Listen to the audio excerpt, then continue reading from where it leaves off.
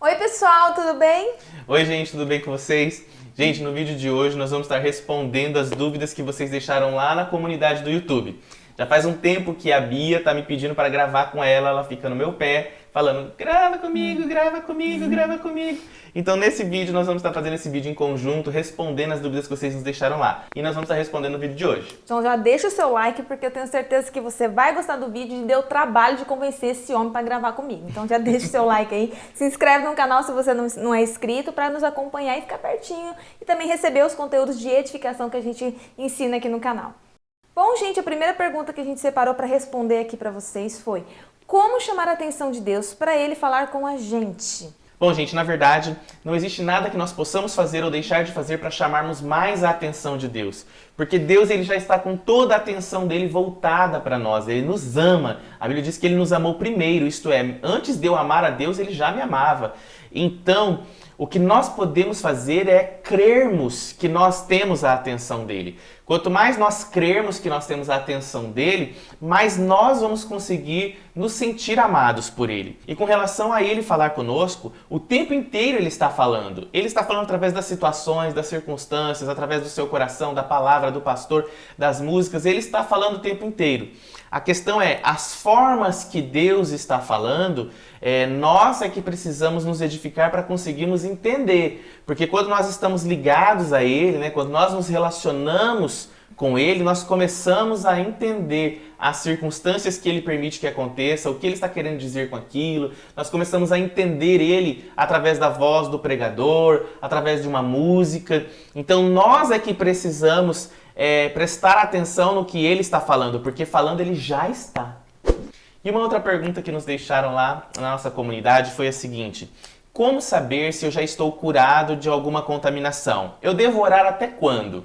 Olha, gente, o processo de edificação, ele vai sendo por camadas, como se fosse por profundidades. Deus não trata a gente de uma vez só, tirando tudo pela raiz, porque às vezes a gente não consegue enxergar e também não consegue suportar a transformação. Então vai sendo aos poucos, porque a gente vai amadurecendo, vai entendendo, vai conseguindo renunciar. Então, quando você orou, por exemplo, pelo medo, você tratou uma camada. Conforme você vai crescendo espiritualmente, vai abrindo a sua mentalidade, você pode voltar a orar pelo medo para tirar mais pela raiz, mais profundo. Então, não tem como afirmar assim, olha, depois de um tempo você já está curado, você pode parar de orar. Não, se você já está orando, perdeu um pouco do sentido, você não está sentindo mais a necessidade de orar por tal coisa, então o Espírito Santo diz assim, olha, tá bom por enquanto. Se ele continua te mostrando, você ainda está incomodado, você está com algum sentimento, então continue orando, mas tenha consciência de que lá na frente pode acontecer de você ter que orar de novo por aquilo que você já orou, para aí você orar mais profundo e tirando toda a raiz daquela contaminação que está dentro de você. E na verdade esse negócio de edificação ele é bem diferente, bem estranho, porque às vezes você orou pelo medo e o medo hoje ele sumiu completamente do seu coração e você fica muito tempo sem sentir medo. Mas quando chegar o momento do Espírito Santo tratar uma outra camada, uma camada mais profunda da sua alma sobre esse medo não vai voltar fraquinho dentro de você. Ele vai voltar com muita intensidade e vai parecer que você regrediu. Isso é absolutamente normal. Mas na verdade o Espírito Santo ele precisa fazer isso.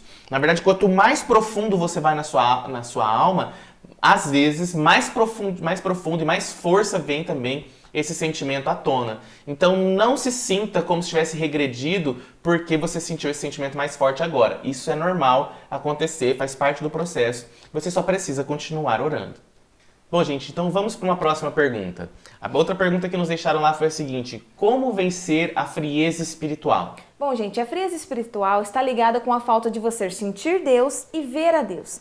E por que isso está acontecendo? Porque alguma parte da sua alma, alguma coisa da sua carne está muito forte e está te prendendo ao ponto de você se sentir frio, não ter prazer na oração, ou não conseguir orar, ou as coisas espirituais não estão fazendo sentido, ou você está indiferente e provavelmente está ligado com alguma contaminação. Aí você vai ter que ir para a oração, pedir para o Espírito Santo te revelar se você já não sabe qual é o pecado que está te prendendo, que está te tirando da presença de Deus, está tirando aquele sentimento de você estar vendo Deus e conseguindo senti-lo, para tirar essas coisas, para que realmente o sentimento de frieza espiritual saia do seu coração e você consiga de novo manter a sua vida espiritual mais ativa, mais constante.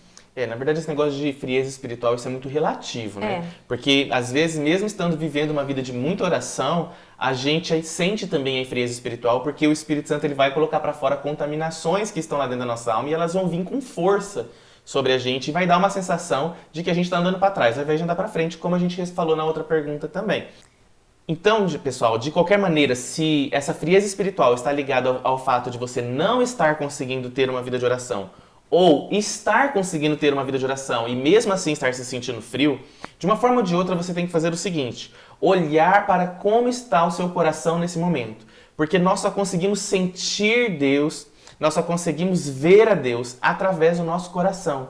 Se no nosso coração, naquele momento, não estiver manifestando os frutos do Espírito, o amor, a alegria, a paz, nós precisamos sondar e descobrir o que está tirando isso. É o desânimo, é a frustração, é uma culpa por um pecado que você cometeu, é a culpa por alguma coisa que aconteceu, é um problema de relacionamento, um problema que você está passando na sua vida conjugal. Enfim, sempre está ligado a uma contaminação do seu coração que está impedindo você de ter fé, que está impedindo você de ver a Deus. Você vai ter que descobrir isso, pedindo para que o Espírito Santo te ajude a perceber e renunciar isso na oração. Nos deixaram também uma pergunta muito interessante, que é: todas as doenças têm causas espirituais? Bom, pessoal, na verdade a gente tem que perguntar assim, o que é espiritual? Né? Porque tudo é espiritual. O corpo, ele só fica enfermo por causa do pecado de Adão. O fato de Adão ter cometido o pecado e a partir daí o pecado ter começado a dominar cada vez mais o homem, o corpo começou a se corromper também. Né? O corpo ele é apenas um escravo, digamos assim. Ele apenas sofre aquilo que está na sua alma, aquilo que está no seu espírito. Então, se você mantiver uma vida de fé, Jesus ele prometeu assim que, ainda que você tomasse qualquer coisa mortífera, não teria efeito sobre você. A Bíblia diz que Jesus já levou sobre si nossas dores, nossas enfermidades. Isso significa que quanto mais fé nós tivermos, menos o nosso corpo vai sofrer o poder do pecado, menos o nosso corpo vai ficar doente. Então, poderia dizer que toda enfermidade está ligado a um problema, sim, espiritual. Agora, geralmente quem faz esse tipo de pergunta, né, está querendo saber se toda doença está ligada a um demônio. Né? E aí não é. Nem toda doença está ligada a um demônio. Algumas doenças são causas naturais, porém essas causas naturais só conseguem afetar o homem por causa da incredulidade do homem no sobrenatural de Deus. Quanto mais eu creio no sobrenatural, menos o meu corpo sofre os efeitos do natural, certo? Então, nem toda enfermidade é causada por um demônio, não. Mas toda enfermidade, de certa forma, é espiritual, porque quanto mais fé eu tiver, menos o meu corpo vai sofrer. Independente se é porque alguma coisa natural ou demônio, você pode orar e ser curado. Independente se for. Se Deus te der o discernimento que é um demônio, você repreende. Se for algo natural, você comece a crer que mesmo as coisas naturais, Jesus pode curar, porque Ele levou sobre si todas as nossas dores e enfermidades. E se você não sabe se é um demônio, se você não sabe se é ou não é, você só tem que crer. Porque crer, você resiste ao diabo e ele foge. Então, a solução para tudo isso é fé. Vamos para a próxima pergunta. A próxima pergunta é a seguinte: como vencer pensamentos que eu não consigo evitar? Primeiro, não evite os pensamentos. Nós já ministramos várias pessoas que ficam tentando resistir, não pensar mal de Deus, mal das pessoas, ou pensar coisas pecaminosas. Elas ficam resistindo e, pelo contrário, você tem que deixar vir. Mas quando você deixar vir, você tem que renunciar esses pensamentos. Você pensou mal de Deus, você pensou mal do seu próximo, veio coisas pecaminosas no seu pensamento, você tem que ir para a oração e confessar que está pensando isso. Mesmo que seja algo que está ferindo, você acha que está ferindo Deus, que vai ofender a Deus. Porque quando você confessa, o Espírito Santo vai tirando esses pensamentos contaminados e você fica livre, a sua mente fica livre desses pensamentos. Então você tem que deixar realmente vir, você não fica forçando, segurando e falando: sangue de Jesus tem poder. Vem o pensamento, você já sabe o que veio, você fala, renuncia e você é liberto. Muitas pessoas querem resistir ao pensamento por causa da mentalidade de condenação que elas teriam se elas deixarem o pensamento vir. E na verdade não, quando você deixa o pensamento vir, mas você leva ele para a oração, você está levando ele para a cruz. Você então está levando ele para morrer, para mortificar a sua carne. Então não pense que o fato de você pensar vai te condenar. Na verdade, o pecado já está lá dentro. É o pecado que está fazendo você pensar coisas que você não queria pensar. Né? O mal que eu não quero, este faço. É o que o apóstolo Paulo disse. Então, se está vindo pensamentos que você não queria ter, é porque o pecado já está lá dentro. Então, não pense que evitar o pecado, evitar pensar, vai livrar você da condenação. Na verdade, o que vai livrar você da condenação é você confessar esse pensamento para Deus até que esse pensamento saia, crendo que o perdão de Deus está sobre você, a graça de Deus está sobre você, mesmo que esse pecado ainda esteja dentro de você. Então a confissão vai fazendo com que você vai se tornando cada vez mais santo também nos seus pensamentos. Evitar não é sinônimo de tirar o pecado do coração. Então, evitar não significa a ausência daquele pecado. Então, você precisa deixar os pensamentos vir e levar para a oração para que você seja transformado. A próxima pergunta foi: como identificar os meus dons espirituais e como eu faço para desenvolvê-los? Bom, só tem duas formas de você identificar quais são os seus dons espirituais. A primeira é através de uma revelação de uma outra pessoa, quando Deus usa alguém para revelar para você qual é o seu chamado, os seus dons espirituais. A segunda é através da intimidade com Deus e mortificação da sua carne. Quanto mais você mortifica a sua carne, mais os seus olhos se abrem, mais você consegue ver quem você é em Deus, mais você consegue ver para que você nasceu, para o que Deus te chamou. Então, abrir os olhos espirituais é a forma de você identificar o seu chamado. E você abre os olhos espirituais através do processo de mortificação da carne. A Bíblia diz que sem a santificação ninguém verá o Senhor. Isso inclui tudo. Ninguém consegue ver as coisas espirituais, entender as coisas espirituais, se não morrer para si mesmo. Quando você morre, você enxerga o que você deveria ser, o que você é em Cristo Jesus. E para desenvolvê-lo vai fazer parte também da edificação. Claro, se você mortificar a sua carne, consequentemente o dom vai fluir, porque o dom depende da fé, então não vai ter barreiras para o dom fluir, porque você vai estar com a sua carne mortificada. Isso, então dia após dia você vai conseguindo mortificar a sua carne através do Espírito Santo que vai te mostrando e revelando o pecado que está dentro de você. E isso vai fazendo com que, consequentemente, as barreiras que estavam ali impedindo os seus dons de se manifestarem sejam arrancadas. Né? E a gente não precisa ter pressa para isso acontecer, porque o Espírito Santo ele vai tratar cada coisa no tempo em que ele achar que é melhor para você. Ele está querendo o seu bem. Então, às vezes, ele não vai deixar você perceber qual é a barreira que está impedindo o seu dom espiritual de se manifestar, porque ele entendeu que ainda não é o momento do dom se manifestar, porque ele quer te levar a níveis maiores primeiro. Então você não precisa ter pressa e nem precisa se culpar achando que você está barrando o chamado que Deus tem para você, que você está atrapalhando Deus. Não tem como você atrapalhar Deus se você se relaciona com Ele. Vamos para a próxima pergunta?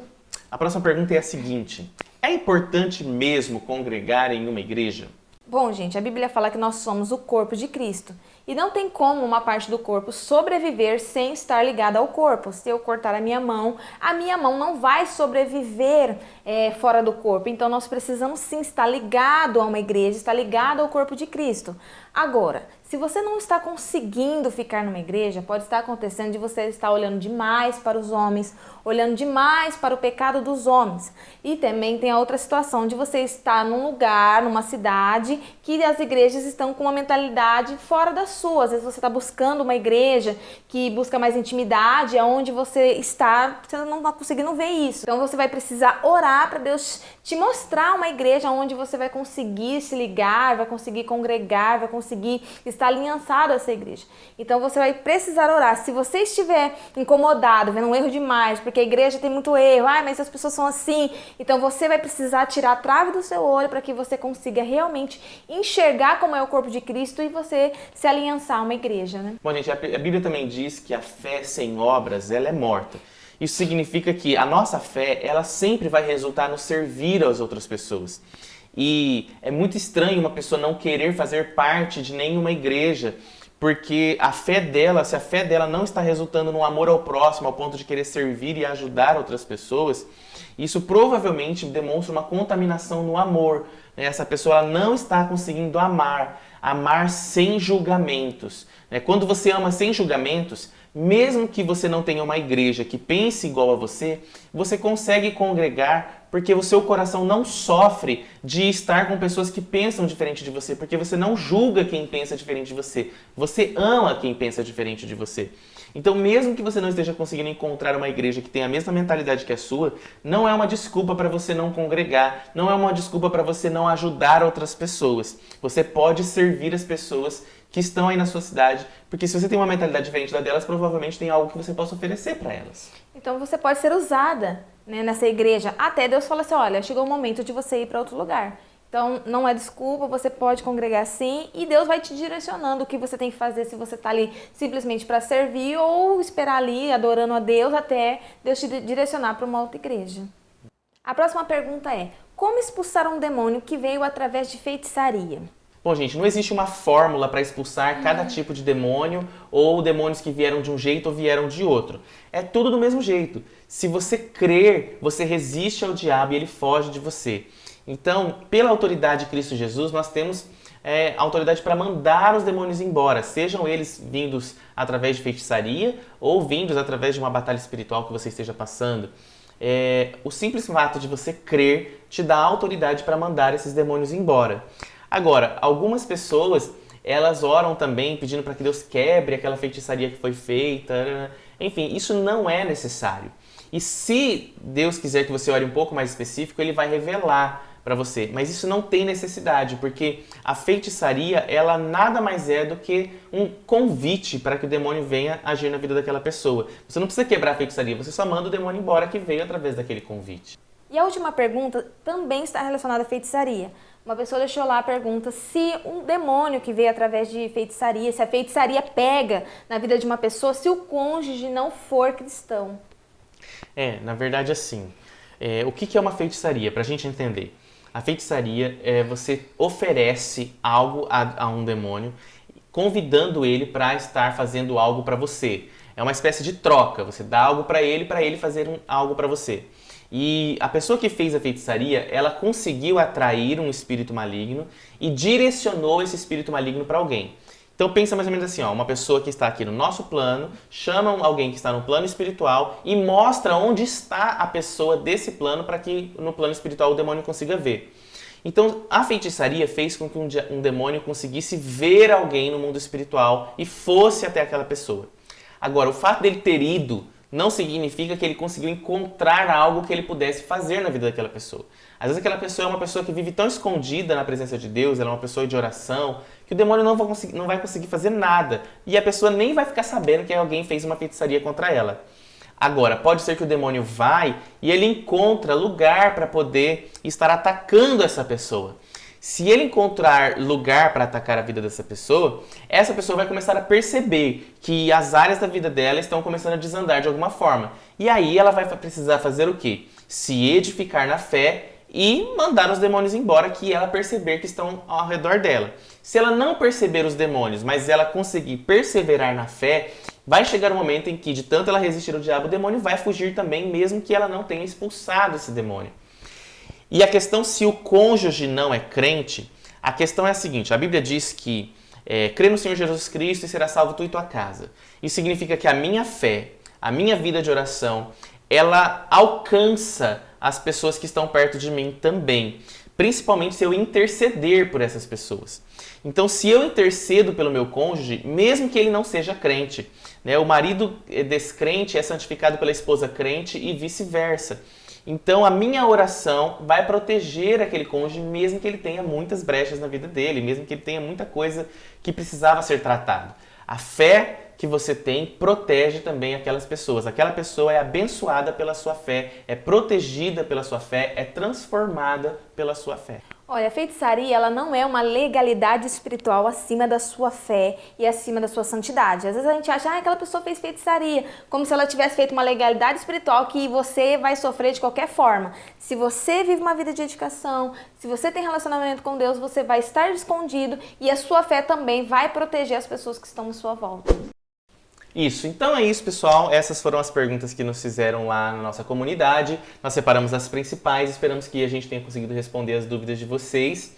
Né? Me ajude a gravar mais vídeo com esse homem, deixando comentários aqui de vídeos que vocês querem que a gente grave junto sobre casamento, sobre edificação, porque eu gosto de gravar com ele, mas ele me enrola. Então me ajuda aí dando uma força, deixa nos comentários aí o que você achou do vídeo e qual é a sua sugestão de vídeo pra gente gravar como um casal. Se você gostou desse modelo de vídeo, me deixa aí os seus comentários que me eu quero saber. saber. Me ajuda a convencê-lo? Então é isso, pessoal. Um beijo, até o próximo vídeo e tchau, tchau!